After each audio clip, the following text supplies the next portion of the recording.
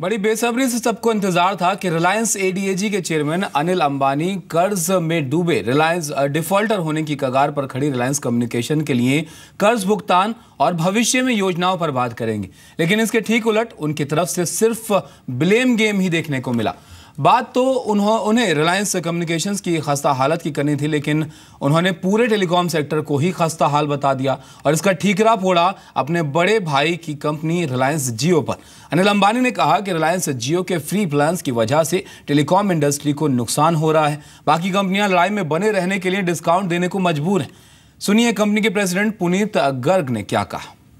The hyper competitive or fiercely competitive activities which started in September. As always happens, a challenger gives always a disruptive tariff, but everyone responded to that. Of course, free for free. The discount on your current tariff cannot compete with free. Only free can, compete with free. So everyone came to that.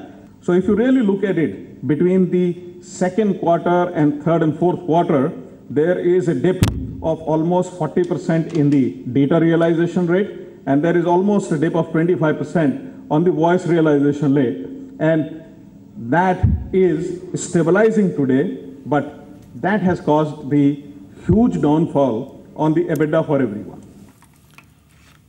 RCom ने भारी कर्ज पर सफाई भी दी है। Reliance communications के revival plan को बैंकों ने मंजूरी दे दी है और आरकॉम को कर्ज चुकाने के लिए बैंकों ने 7 महीने का वक्त दिया है। साथ ही आरकॉम के पास वैल्यू रिटर्न देने के पर्याप्त साधन। Lenders have constituted a joint forum, which is referred as the Joint Lenders Forum. Reliance Communications, the company, under the provisions, will receive a standstill on servicing debt obligations for a period of 7 months, that is till December of 2017. The lenders are enthused and have taken note of the substantial progress that the company has made on the strategic transformation program, especially the creation of a new independent wireless company focused on India only as a pure wireless play, and the agreements, binding agreements signed with Aircel for the same. Also the Reliance Infratel stake sale, strategic stake sale to Brookfield of Canada, which also we have definitive agreements signed.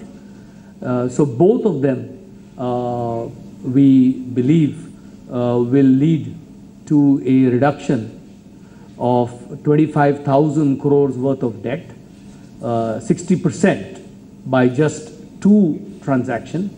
I would say that it would be the largest ever debt reduction of any company in India. अच्छा, ये भी देखिए कि जी business के सवाल के जवाब में एडीएजी ग्रुप के चेयरमैन अनिल अंबानी थोड़े झुंझला गए। सुनिए उन्होंने किस अंदाज में हमारे संवाददाता अनुराग शाह के सवालों का जवाब दिया। सर, यही समझना चाहेंगे क्या आगे चल के भी जो आरकॉम है उसका भविष्य आपको उज्जवल लग रहा है? आरकॉम आपके साथ ही रहेगा और कोर बिजनेस जो है वो आपका टेलीकॉम ही आपका कोर बिजनेस रहेगा? और ये आज की मीटिंग के बाद क्या आप रेटिंग एजेंसीज है उनसे भी मुलाकात करेंगे और उनको भी एक भरोसा दिलाएंगे कि सब कुछ अच्छा है, आगे चल के और अच्छा होगा? और कोई प्रश्न है तो पूछ लीजिए। नहीं सर, सीधा सर 8 तो आपने पूछ लिए, तो और 2-3 जोड़ लीजिए। सर, निवेशकों के लिए जहां तक टेलीकॉम का सवाल है, तो टेलीकॉम सेक्टर का क्राइसिस तो आपको दिखाया गया है। हर टेलीकॉम ऑपरेटर को कोई ना कोई परेशानी है, पूरे सेक्टर में परेशानी है, और जो भी कदम हमने अभी लिए हैं ये आरकॉम को ट्रांसफॉर्म करने के लिए है, 60% डेट रिडक्शन के लिए है, और उसके बाद भी जो 20,000 डेट बचता है उसको भी कम करने के लिए है। तो रिलायंस कम्युनिकेशन का भविष्य उज्जवल है, और जो भी शेयर धारक है उसको कोई चिंता करने की ज़रूरत है नहीं, और उनको लाभ ही होगा और जो भी निवेशक है, फॉरेनर्स है, इंडियन रिटेल है, पब्लिक है, वो सब आगे जाके खुश रहेंगे।